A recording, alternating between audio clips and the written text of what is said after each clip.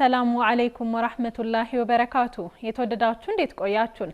የጥቅምት 27 2018 ዓመተ ልደት ሚንበር ኸበር ጀመረ። ፋይዛ መሐመድ የዕለቱ ሚንበር ኸበር እየመራው ከናንተ ከተመልካቾች ጋር ቆያለሁ። እስከ ፍጻሜው አብራችሁን እንድትዘልቁ በአክብሮት እየጋበዝኩ ለዕለቱ ከያዝናቸው ጉዳዮች መካከል አበይቱን አስቀድማለሁ። በዓለም አቀፍ ደረጃ እየቀነሰ የመጣው የምርት ዋጋ ኢትዮጵያን ጨምሮ ለሰሃራ በታች አፍሪካ ነዳጅ አስመጪ ሀገራት አስፈላጊ የፋይናንስ እድል መፍጠሩን የዓለም ባንክ ሪፖርት አመለከተ። የሃይማኖት ተቋማት እሴት ግንባታን አስመልክቶ ለሃይማኖት ሚዲያ የግንዛቤ ማስጨበጫ መድረክ ተካሄደ። ቱርክ በዘንድሮ ዓመት ሀጅ ለመሳተፍ ከተመዘገቡ 1.8 ሚሊዮን ምዕምናን 85,000 ሰዎችን በዕጣ መረጠች። የሚሉት የሚንበር ኸበር አበይት ጉዳዮች ናቸው። አብራችሁን እንድትቆዩ በድጋሚ የጋበዝን ወደ ቀዳሚው ኸበር አልፋለሁ።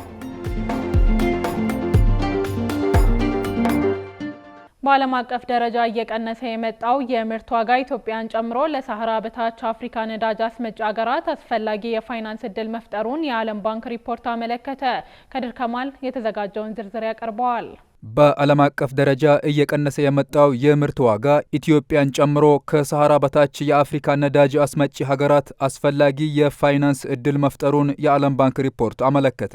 የዓለም ባንክ በዓለም አቀፍ ደረጃ እየቀነሰ የመጣው የምርት ዋጋ በተለይም የነዳጅ ዋጋ ኢትዮጵያን ጨምሮ ከሰሃራ በታች የአፍሪካ ነዳጅ አስመጪ ሀገራት አስፈላጊ የፋይናንስ እድል መፍጠሩን ያመለከተው አዲስ ባወጣው ሪፖርት ነው። ባንኩ እነዚህ ሀገራት ይህን ምቹ ሁኔታ ተጠቅመው ውድ የሆኑትን የነዳጅ ድጎማዎች እንዲሰርዙ እና የተረፈውን ገንዘብ ለጤና፣ ለትምህርት እና ለቤተሰብ ድጋፍ እንዲያዛውሩ አሳስበዋል። ሪፖርቱ አጠቃላይ የምርት ዋጋ መረጃ ጠቋሚ እንደ ኤሮፓውያን አቆጣጠር በ2026 ተጨማሪ 7 በመቶ ይወርዳል ተብሎ እንደሚጠበቅ ትንበያ አስቀምጠዋል። ይህ ለአራተኛ ተከታታይ ዓመት የሚከሰት ማሽቆልቆል ሲሆን ዋነኛው ምክንያት ደግሞ የኃይል ዋጋዎች ይዳከማሉ በሚል ትንበያ መሆኑ ተመላክተዋል። እንደ ዓለም ባንክ ከሆነ የብሬንት ድፍድፍ ነዳጅ ዋጋ በተያያዘው 2025 ካለበት አማካይ $68 የአንድ በርሜል ዋጋ በ2026 ወደ $60 እንደሚወርድ ይጠበቃል። ይህ ለነዳጅ አስመጪ ሀገሮች ትልቅ የበጀት ምቹ ሁኔታ ይፈጥራል ያለው ባንኩ ይህንን እድል በመጠቀም የፖሊሲ አውጪዎች ዝቅተኛውን የኃይል ዋጋ አማካኝነት የመንግስትን ወጪ እንዲያዛውሩ አሳስበዋል።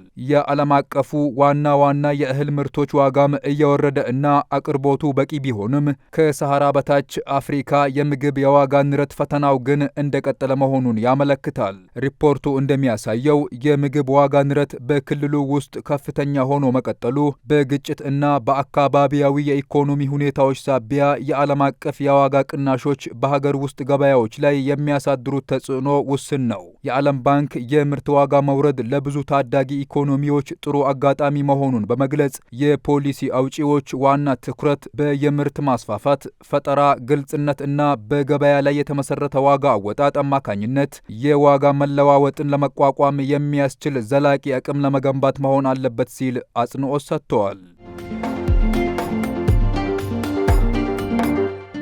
የቻይና ባለሀብቶች በልዩ ኢኮኖሚ ዞኖችና ኢንዱስትሪ ፓርኮች ያላቸው ተሳትፎ እያደገ መጥቷል ተባለ። የኢንዱስትሪ ፓርኮች ልማት ኮርፖሬሽን የቻይና ባለሀብቶች በልዩ ኢኮኖሚ ዞኖችና ኢንዱስትሪ ፓርኮች ውስጥ ያላቸው የኢንቨስትመንት ተሳትፎ እያደገ እንደሚገኝ አስታውቋል። የኮርፖሬሽኑ ዋና ስራ አስፈጻሚ ዶክተር ፍስሐ ይታገሱ በአልሙኒየም ዘርፍ ለመሰማራት ከፈለጉ የቻይና ባለሀብቶች ጋር ተወያይተዋል። ባለሀብቶቹ ከፍተኛ ሀብት በሚጠይቀው አልሙኒየም ምርት ላይ ለመሰማራት ያቀዱ ሲሆን ኮርፖሬሽኑ አስፈላጊውን ድጋፍ እንደሚያደርግም አመልክተዋል። ውይይቱ የኮርፖሬሽኑ ዋና ስራ አስፈጻሚ ዶክተር ፍስሐ ይታገሱን ጨምሮ ከፍተኛ የመንግስት ስራ ኃላፊዎችን ያካተተ የመንግስት ልዑካን ቡድን አባላት ከባለ ሀብቶች ጋር ባለፈው ሳምንት በቻይና ካደረጉት ውይይት የቀጠለ መሆኑን ጠቁመዋል።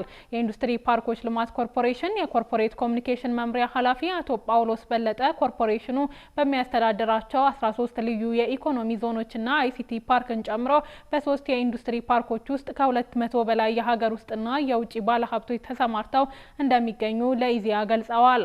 38 በመቶ ድርሻ ከሚይዙት የውጭ ባለሀብቶች መካከል አብዛኞቹ ቻይናውያን መሆናቸውን ጠቅሰው በአልባሳትና ጨርቃ ጨርቅ ዘርፍ በዋናነት መሰማራታቸውን አመልክተዋል። የቻይና ባለሀብቶች አዳዲስ አማራጮችን በመመልከት በአሁኑ ሰዓት በምህንድስና ኢንጂነሪንግ መሰማራት መጀመራቸውን ጠቁመዋል።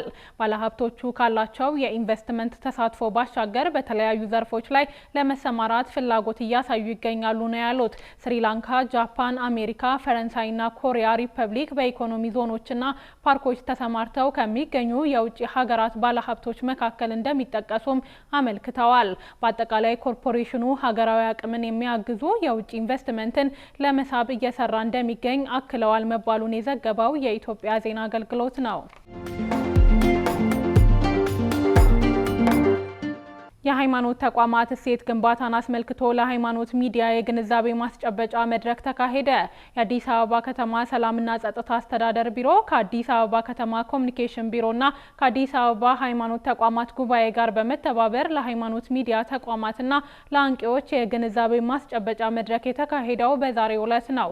የአዲስ አበባ ሃይማኖት ተቋማት ጉባኤ ዋና ጸሐፊ መጋቢ ታምራት በመድረኩ ላይ እንደተናገሩት የሃይማኖት ተቋማት ሚዲያዎች ከተቋቋሙበት ዓላማ አኳያ ማህበረሰቡን እሴት፣ ሃይማኖትና ባህል በጠበቀ መልኩ ትክክለኛና ሚዛናዊ መረጃን በማሰራጨት የተዛቡ አስተሳሰቦችን በማስተካከል በሀገራዊና በማህበራዊ ጉዳዮች ያሏቸው ሚና ከፍተኛ በመሆኑ ከሌሎች ሚዲያ ተቋማት ጋር ተቀናጅቶ መስራት ሀገርን ወደ አዲስ ምዕራፍ የሚያሸጋግር የስኬት ጉዞ ነው ብለዋል። ለሀገራዊ ሰላም እሴት ግንባታ በጋራ ተቀናጅቶ በመስራት ሀገራዊ ኃላፊነታቸውን እንደሚወጡ በመጥቀስ ይህም በሌሎች ተጠናክሮ መቀጠል እንዳለበት በሰጡት ማብራሪያ ተናግረዋል።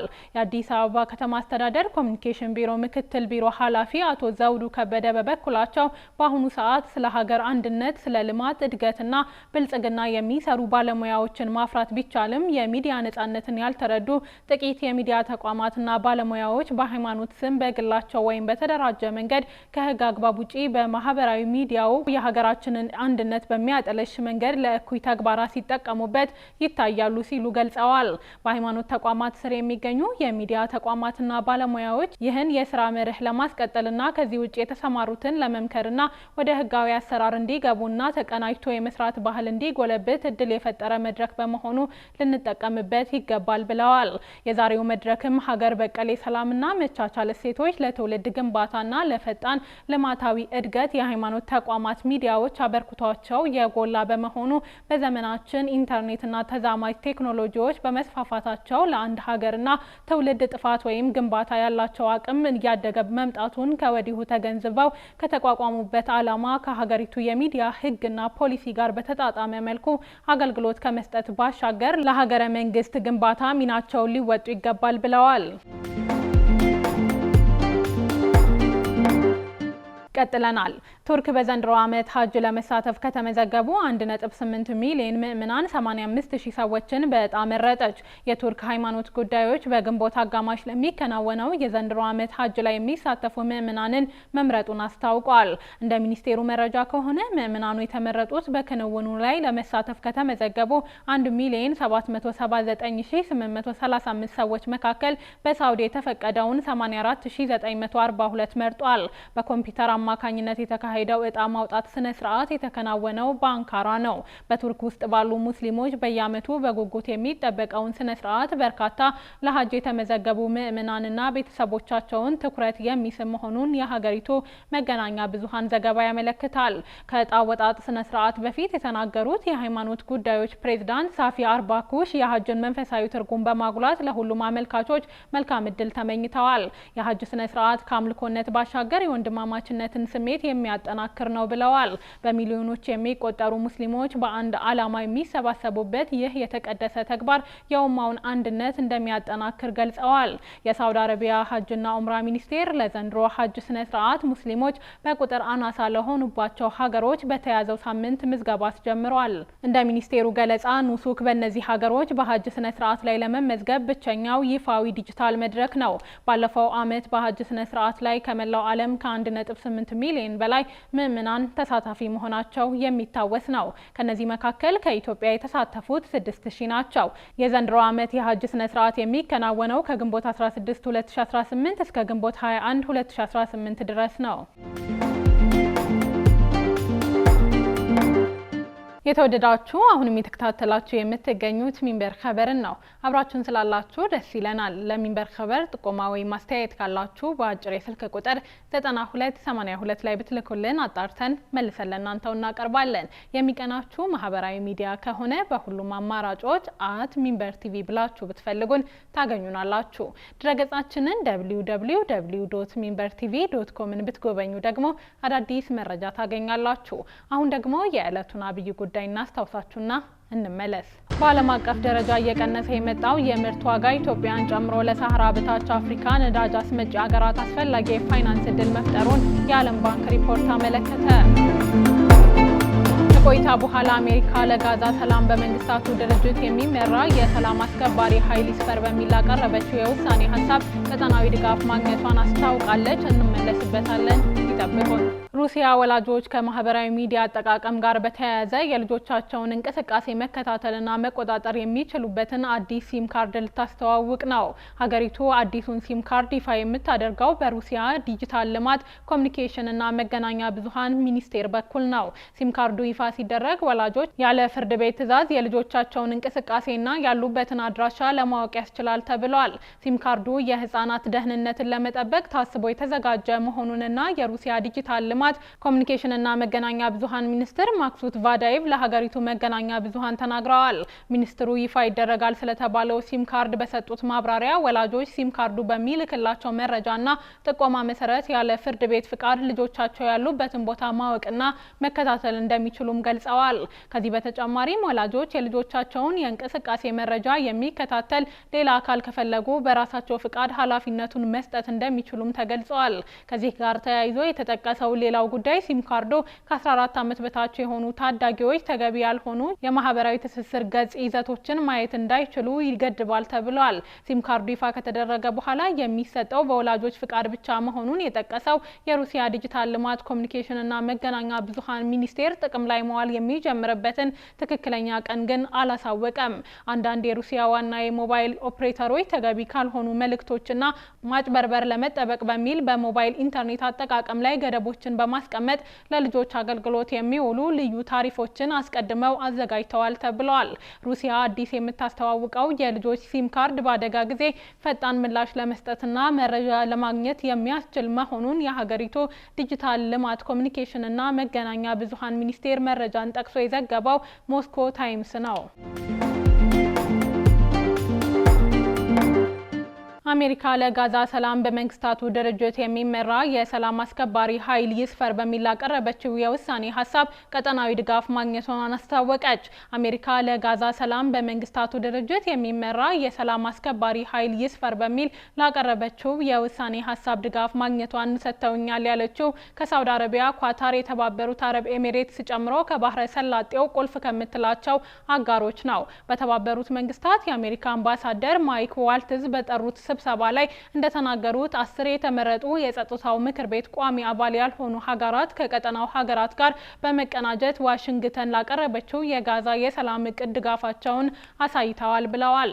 በምሳሌነት ከጠቀሱት መካከል አልጄሪያ፣ ዴንማርክ፣ ግሪክ፣ ጉያና፣ ፓኪስታን፣ ፓናማ፣ ደቡብ ኮሪያ፣ ሴራሊዮን፣ ስሎቬኒያ እና ሶማሊያን ተካተዋል። ረቂቅ የውሳኔ ሀሳቡ የሰላም ቦርድ እየተባለ የሚጠራ የሽግግር አስተዳደር እንዲመረጥ የሚጠይቅ ነው። በዚህም መሰረት የጋዛ ቁጥጥር ከሐማስ እጅ ወጥቶ ከቡድኑ ወታደራዊ እንቅስቃሴ ነፃ እንደሚሆን ተገልጿል። እንደ አረብ ኒውስ ዘገባ በአሜሪካ የቀረበው ረቂቅ የውሳኔ ሀሳብ በተባበሩት መንግስታት ድርጅት ትዕዛዝ የሚንቀሳቀስ ዓለም አቀፍ የሰላም አስከባሪ ኃይል በጋዛ እንዲሰማራ ፍቃድ እንደሚሰጥ ተብራርቷል። ይህ የሰላም አስከባሪ ኃይል ሰላማዊ ዜጎችን ለመጠበቅና ከጥቃት ለመከላከል አስፈላጊ እርምጃዎች ሁሉ የመውሰድ ስልጣን ይኖረዋል። በተጨማሪም የሰብአዊ እርዳታ ፍሰቶችን መቆጣጠር፣ በእስራኤልና ግብጽ ድንበሮች መካከል ባሉ ቀጠናዎች ደህንነታቸውን ማረጋገጥ፣ መንግስታዊ ያልሆኑ ታጣቂዎችን ከወታደራዊ ኃይል ማራቅና አዲስ የፍልስጤም ፖሊስ የማሰልጠንም ኃላፊነት ይጣልበታል። የውሳኔ ሀሳቡ ግልባጭ 15ቱም የጸጥታው ምክር ቤት አባላት እንዲያጤኑ ተሰራጭቷል። ከዚህ ባሻገር ግን እንደ ኢንዶኔዥያ፣ የተባበሩት አረብ ኤሚሬቶች፣ ግብጽ፣ ኳታር፣ ቱርክና አዘርባይጃን በጋዛ ለሚሰፍረው የሰላም አስከባሪ ኃይል ወታደሮችን ማዋጣት በሚችሉበት ሁኔታ ላይ አሜሪካ እየተነጋገረች መሆኑን ተገልጿል። ተብሏል። በውሳኔ ሀሳቡ ስምምነት መሰረት የሰላም አስከባሪ ኃይሉ የሚመራውና የሚንቀሳቀሰው በተቀናጀ የእዝ ሰንሰለት ስር ነው ተብሏል። ውድ ተመልካቾች ለዛሬ ያዘጋጀነው የሚንበር ኸበር በዚሁ ተጠናቀቀ። ፋይዛ መሐመድ አብሬያችሁ ቆየሁ። ወሰላሙ አለይኩም ወራህመቱላሂ ወበረካቱ።